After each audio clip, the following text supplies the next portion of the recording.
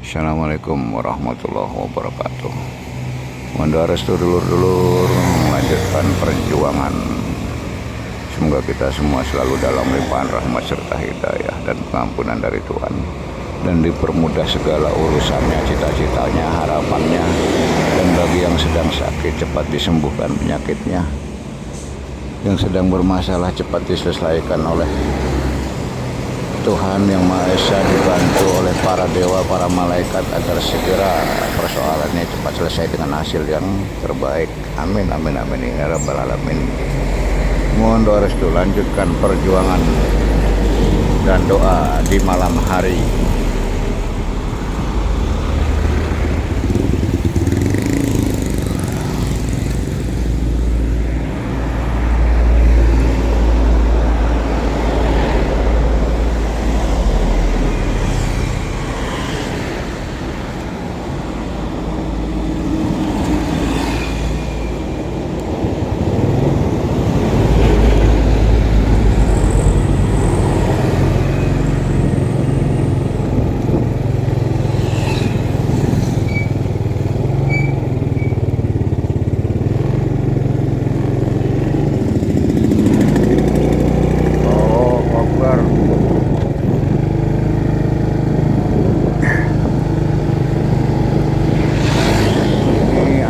Sebelah kiri ini 500 meter ke depan, sebelah kiri ada makam wali yang sangat tua dulu ya, zamannya Sungging Prabangkara ya. Konon katanya kalau ingin mengetahui aslinya Raja Majapahit itu ya ada di sekitar Bojonegoro ini dulu. Ceritanya panjang dulu ya, ceritanya sangat panjang. Ini makamnya siapa? Wali Wong yang sangat tua ya. Siapa? Sok Blongsong, Wali Sok Blongsong. Saya lupa nih.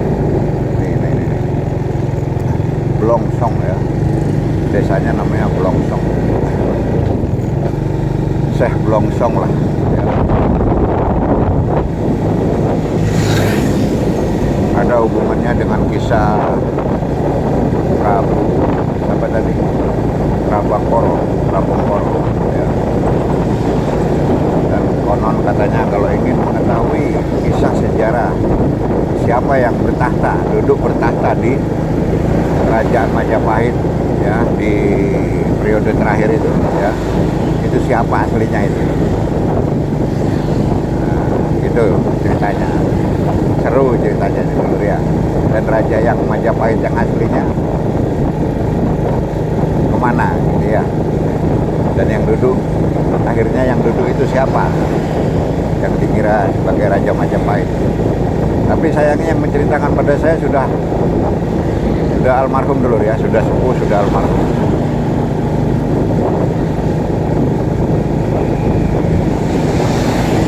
Sungging Prabangkara itu dulu yang apa itu, yang kisahnya main layangan itu dulu ya.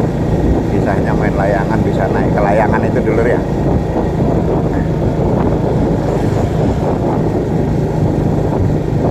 Ya kalau nggak percaya ya buktikan sendiri ritual di sini dulu, di daerah Pasar Baurno. Mano gampangannya gitulah. Daerah Pasar Baurno, Bojonegoro, mano cari makamnya Sok Blongsong atau Wali Sok Blongsong ya, nama desanya Blongsong atau Sunan Blongsong ya. Nah itu Sunan Blongsong. Karena di Jawa ini orang-orang yang bisa dibuat panutan yang tingkatannya tinggi disebut Sunan atau susuhunan ya, atau panutan tertinggi lah, panutan yang sangat mulia gitu ya, atau istilah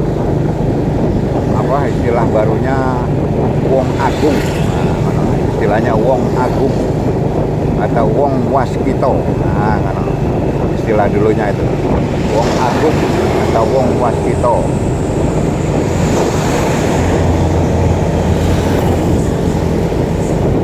Atau kalau Islamnya mengenalnya ya arif billah, ya, sang arif billah atau sang arifin, ya, atau sang alifullah, ya, istilahnya begitu sebutannya. Nah, sebutan yang terbaru ya dulur ya, sebutan yang terbaru waliullah, ya, sebutan yang terbaru waliullah.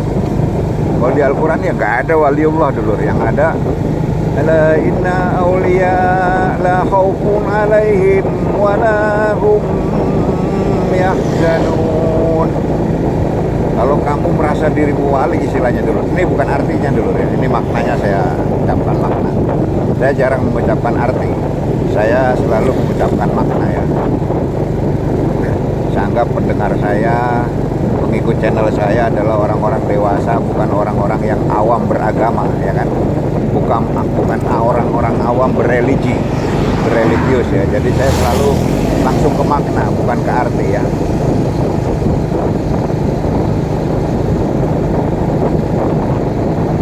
Aulia Allah walahum yahjanun. Ya bagaimana ya dulu ya, kalau masalah kamu merasa dirimu waliullah, saya rasa ya tidak salah dulu. Yang penting jangan diucapkan. Kenapa? Karena kita ini kan masih sangat butuh percaya diri, ya kan dulu, masih sangat membutuhkan percaya diri, ya. Jadi kalau kita merasa diri kita ini waliullah saja tidak boleh ya nggak bisa, ya nggak bisa akhirnya untuk lanjut ke tingkat atasannya dulu ya. Karena kita ini kan masih membutuhkan kepercayaan diri gitu dulu ya. Nah, gitu. Nggak apa-apa dah, nggak apa-apa ya. Menurut saya tidak apa-apa. Merasa diri waliullah setelah kamu bertakwa, iman takwa ya, di agama apapun sudah beriman takwa, menurut kamu sudah menjalankan segala perintahnya lebih dari orang-orang lain, ya. Terus kamu merasa dirimu waliullah, saya rasa tidak apa-apa lah, tidak ada masalah, ya. Misalkan jangan diucapkan ya, jangan diucapkan, jangan dikeluarkan lewat lisanmu ya, jangan ada telinga yang mendengar. Menurut saya seperti itu. Karena untuk itu adalah masuk ke dalam tingkatan untuk memasuki tingkatan hakul yakin, ya, tingkatan hakul yakin. Kalau diri ini tidak merasa waliullah, tidak mungkin bisa sampai ke tingkatan hakul yakin ya.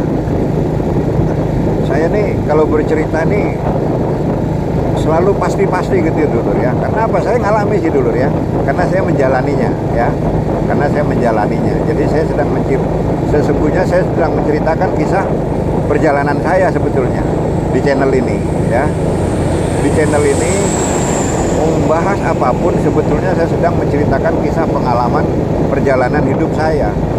Perjalanan hidup kehidupan ya, hablum minan nas, hablum minallah, kemudian hubungan dengan alam ya, hubungan kita dengan alam tuh banyak dulu ya, alam tuh sangat luas ya. Walau ada istilah alam makro adalah jagat raya ya, alam mikro adalah diri kita, walaupun ada istilah seperti itu, tapi saya bilang alam itu banyak. Kita harus bisa berinteraksi dengan sesama manusia, kemudian dengan makhluk-makhluk yang bukan manusia ya, yaitu saya sebut bagian dari alam aja lah ya. Dan kita harus bisa berinteraksi dengan baik, dengan sebaik-baiknya dengan Sang Maha Pencipta, yaitu yang kita sebut dengan Tuhan Yang Maha Esa ya, yang hakikatnya adalah hanya ada satu nama, tapi orang-orang bijak memberinya banyak nama. Kenapa diberi banyak nama? Agar kita orang-orang awam mudah mengenalinya, bahkan sampai dibuat gambar-gambar, bahkan sampai dibuat patung-patung. Jangan buruk sangka ya, Jangan buruk sangka, semua itu ada tingkatannya, ada makomnya ya. Untuk kalian yang sudah tidak membutuhkan gambar, apalagi patung, ya tidak apa-apa. Ya tidak apa-apa, baguslah itu. Bagus, tapi jangan menyalahkan orang-orang yang masih butuh media seperti gambar, lukisan, patung ya, kaligrafi, kemudian apa namanya, prasasti ya, batu tulis. Kita jangan menyalahkan mereka yang masih suka pada hal-hal yang berupa media ya, media fisik. Nah, kalian yang sudah mencapai tingkatan tidak membutuhkan media kan, kalian juga dulunya awalnya kan anggap lewat menggunakan media ya kan. Nah, jadi setelah kalian sekarang tidak membutuhkan lagi alat bantu media ya, seperti lukisan, patung, ukiran ya, kaligrafi, kemudian foto, kemudian prasasti, batu tulis ya. Ya tidak apa-apa, bagus itu, bagus, tapi jadi tidak bagus kalau kalian merendahkan napak tilas kalian atau masa lalu kalian, yaitu orang-orang yang masih membutuhkan media, yang masih sangat membutuhkan media untuk bisa fokus, untuk bisa konsentrasi, untuk bisa khusyuk, memuji Tuhannya ya, gitu ya dulu. Nah gitu, penjelasan saya enak dulu ya, enak penjelasan saya dan mengena untuk semua agama ini ya kan. Karena saya orang berpengalaman dulu ya, bukan orang ahli kitab ya, bukan orang kitabiah, bukan orang yang dapat dongeng dari guru-guru ini, guru itu ya. Kan saya orang yang lakoni, orang yang menjalani, orang yang berpengalaman ya. Dan dulur-dulur mesti ingat kan, apa itu pengalaman? Pengalaman adalah guru yang terbaik ya kan, dulur? Ingat kan itu pepatah dari SD itu ya, pengalaman adalah guru yang terbaik. Karena pengalaman nggak bisa bohong, nggak bisa bohong dan nggak bisa diajak bohong karena sudah berlalu ya kan dulu. Nah gitu. Jadi channel saya ini khususnya yang Jadap ini memang posisi saya sebagai guru dulu ya, sebagai guru besar religius lah ya, religius untuk semua agama memang ya. Saya buka channel seperti ini adalah channel guru saya sebetulnya ya, channel sebagai guru besar ya untuk semua agama. Tuh, kalau kalian tidak mau ya nggak apa-apa. Oh, Pak Nurdin itu Islam, terus yang Hindu, Kristen, Konghucu, terus Yahudi ya nggak mau ya nggak apa-apa. Siapa yang nyuruh? Siapa yang maksa ya kan? Siapa yang maksa juga? Yang penting kamu jangan usilin saya kan gitu. Kalau kamu usilin saya lebih usilin keyakinanmu lagi. Saya akan lebih usil dari kamu soal keyakinanmu ya. Itu saya ya. Saya orang jiwa satria dulu. Saya bukan orang sabar ya. Saya bukan orang baik. Saya bukan orang mandito.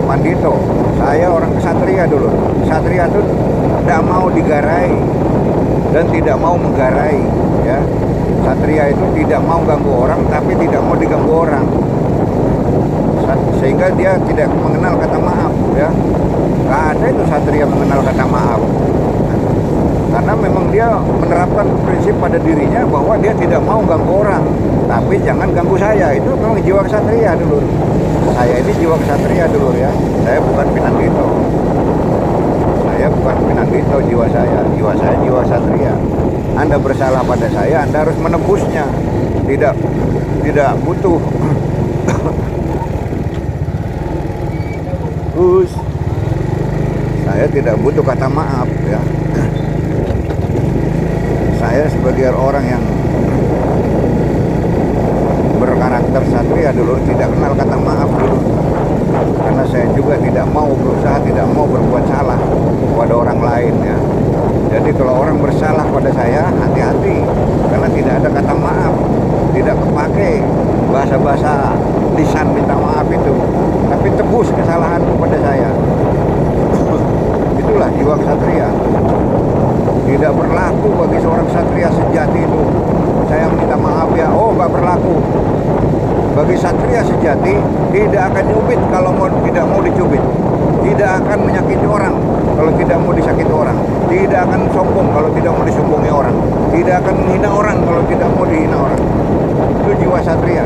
Jangan coba-coba ganggu ksatria, kamu akan dibalas dengan kelakuanmu sendiri. Para ksatria itu boleh dibilang itu hukum karma kontan ya. Hati-hati dengan orang-orang berjiwa ksatria, tidak kenal kata maaf. Mereka tidak pernah mau berbuat jahat, berbuat jelek ya, tidak pernah mau mengganggu kamu. Tapi jangan coba-coba ganggu dia. Itu namanya orang berwatak ksatria dulu. Nah, orang yang berwatak pinandito itu lain lagi. Cukup orangnya yang bersalah pada dirinya itu minta maaf dengan lisan setahun sekali minimal, minal aidin wal faizin, qulu amin wa antum bi khair, mohon maaf lahir dan batin, dimaafin. Begitu juga dia juga suka bikin salah, dia juga suka mengucilkan orang, dia juga suka fitnah orang. Jadi impas. Pada saat hari raya saling maaf-maafan itu pas. Tapi kalau jiwa satria, orang jiwa satria tidak pernah mau menyakiti orang, tidak pernah mau merugikan orang, mikir dulu 7 kali baru berbuat. Itu jiwa-jiwa satria ya. Saya ini jiwa satria ya. Jadi jangan coba-coba bersalah pada saya, karena saya juga berusaha tidak mau bersalah pada kalian.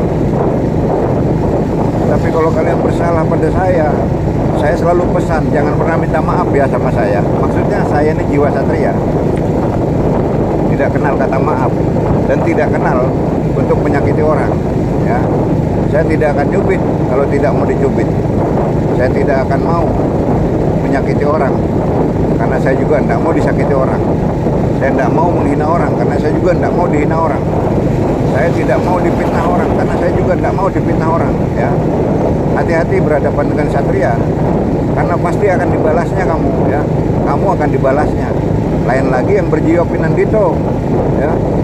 Berjiwa pinandito, kamu bisa saling maaf-memaafkan ya kan. Kalian bisa saling maaf-memaafkan minimal setahun sekali di hari raya ya kan. Nggak tahu dah hari raya apalah ya. Tapi kalau dengan orang yang berjiwa satria, oh jangan coba-coba ya, jangan coba-coba. Tidak mengenal kata maaf secara lisan orang berjiwa ksatria. Kalau kamu bersalah pada saya misalnya, tidak ada kata, saya tidak menerima kata mohon maaf itu nggak terima ya. Tapi tebus perbuatan salah kepada saya. Dan saya pun akan berusaha betul, seorang jiwa satria 7 kali berpikir baru melakukan sesuatu, sehingga sangat sulit melakukan kesalahan ya. Itu namanya jiwa satria. Jiwa satria tidak pernah berbuat salah, tidak pernah, sangat hati-hati untuk berbuat salah. Itu jiwa satria. Selalu membaca dirinya ya, membaca dirinya. Oh saya tidak mau disombongi orang, maka saya jangan sombong. Oh saya tidak mau dicubit orang, maka saya jangan cubit. Oh saya tidak mau disakiti orang, maka saya tidak menyakiti orang. Oh saya tidak mau dipeliti orang, saya tidak mau dipeliti orang. Oh saya jangan pelit. Oh saya tidak mau kalau tidak sedang susah tidak ditolong orang, maka kita harus rajin nolong orang yang lagi susah. Jiwa ksatria itu boleh dibilang yang dipakai adalah hukum karma. Itu jiwa satria. Jiwa satria itu yang dipakai hukum karma. Tidak berlaku, lisan tidak berlaku dulu ya. Lisan tidak berlaku, kata maaf memaafkan. Jadi ksatria itu perbuatan dulu ya. Minta maaf secara perbuatan ya. Tebus kesalahanmu dengan perbuatan, sehingga si sang satria itu memaafkanmu. Kalau tidak, ya kamu kena salah satu jenis penyakit yang tidak ada obatnya, yaitu penyakit kena karma. Akibat kamu bersalah kepada seseorang yang berjiwa ksatria. Kalau sampai sang jiwa ksatria itu keburu mati atau tidak ketemu lagi dengan kamu, maka kamu, saya pastikan, akan kena penyakit yang tidak ada obatnya, yaitu salah satu jenis penyakit diakibatkan oleh karma buruk, ya dulur ya. Karena karma buruk kepada sesama makhluk, khususnya pada sesama manusia, kamu harus dapat maaf dari manusia itu. Allah tidak akan pernah mengampuni dosamu kepada manusia terus minta ampun kepada Allah, terus Allah ampuni. Oh enggak bisa. Allah tidak seperti itu. Allah maha bijaksana. Kalau kamu bersalah pada manusia, ya kamu harus minta maaf sampai dapat maaf dari manusia yang kamu bikin salah. Dan kalau bersalah kepada Allah, ya kalian pelajari sendirilah bersalah kepada Allah itu seperti apa. Nah itu Allah itu memiliki sifat maaf pengampun, ya kan? Allah memiliki sifat maaf pengampun, tapi manusia tidak memiliki sifat maaf pengampun dulu, ya. Bahkan sangat langka manusia yang memiliki sifat pengampun. Kalau maha jelas tidak ada. Pengampun pun susah nyarinya. Jadi hati-hati kalau berbuat salah dulu, karena Allah tidak akan pernah memaafkanmu sebelum dimaafkan oleh orang yang kamu buat salah itu. Ya, perhatikan, ini pelajaran yang sangat sederhana tapi sangat penting. Inti dari semua kitab suci ini yang saya bahas, ya. Yang saya bahas ini inti dari semua agama. Inti dari semua agama dan inti dari semua kitab suci ini. Agama apapun, kitab suci apapun, intinya yang saya bahas ini. Konten saya ini yang saya bahas, ya. Oke, saya rasa cukup dulu ya dulur ya. Konten saya kali ini semoga ada manfaatnya. Kalau tidak ada manfaatnya, saya mohon maaf sebesar-besarnya, mohon maaf lahir dan batin dulur ya. Oke, terima kasih dulur. Semoga kita selalu dalam limpahan rahmat serta hidayah dan selalu dalam perlindungan Tuhan dan diampuni segala dosa dan khilaf kita. Amin amin ya rabbal alamin. Salam Jaya Nusantara. Rahayu rahayu rahayu.